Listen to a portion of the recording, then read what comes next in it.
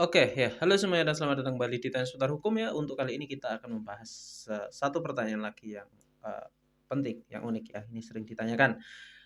"Istriku diam-diam ternyata pernah menikah, apakah bisa saya pidanakan?" Jadi kasus semacam ini banyak ya, suami atau istri sudah melangsungkan pernikahan, ternyata salah satu pihak, entah itu suaminya atau istrinya, sebelumnya sudah pernah menikah dan pada saat pernikahan ngakunya sebagai, seorang yang perawan atau seorang yang masih jejaka dan belum pernah menikah. Apakah hal tersebut melanggar hukum dan bisa dipidana? Oke.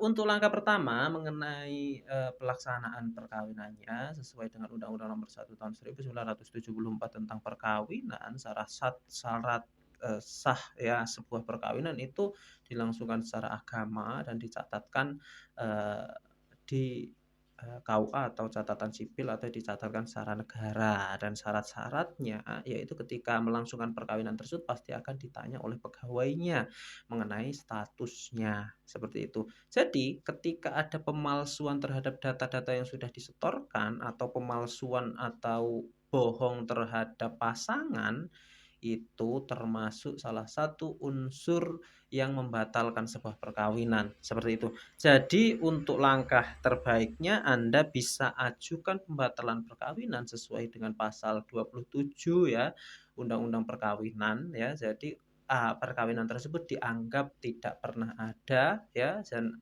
nggak perlu adanya akte cerai atau perceraian ya. Jadi pembatalan perkawinan saja cukup terhadap pernikahan tersebut karena salah satu pihak telah, ada itikat buruk, atau ada unsur bohongnya ya, jadi syarat-syarat sah sebuah perkawinan tidak terpenuhi. Itu langkah pertama yaitu bisa melakukan pembatalan perkawinan.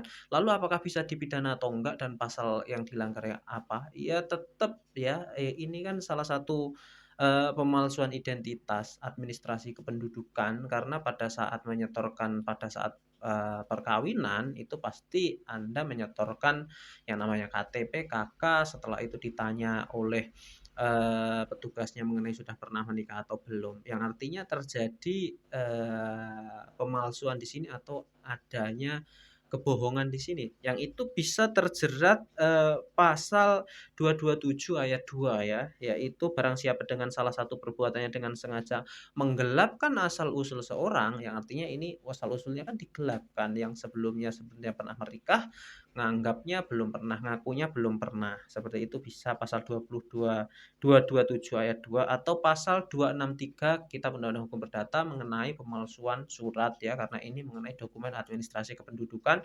atau pasal 279 mengenai pelaksanaan pernikahan atau bohong pada saat pernikahan itu bisa ya. Jadi ketika pasal tersebut bisa menjerat, pasangan yang berbohong pada saat pelaksanaan pernikahan mengenai statusnya, seperti itu.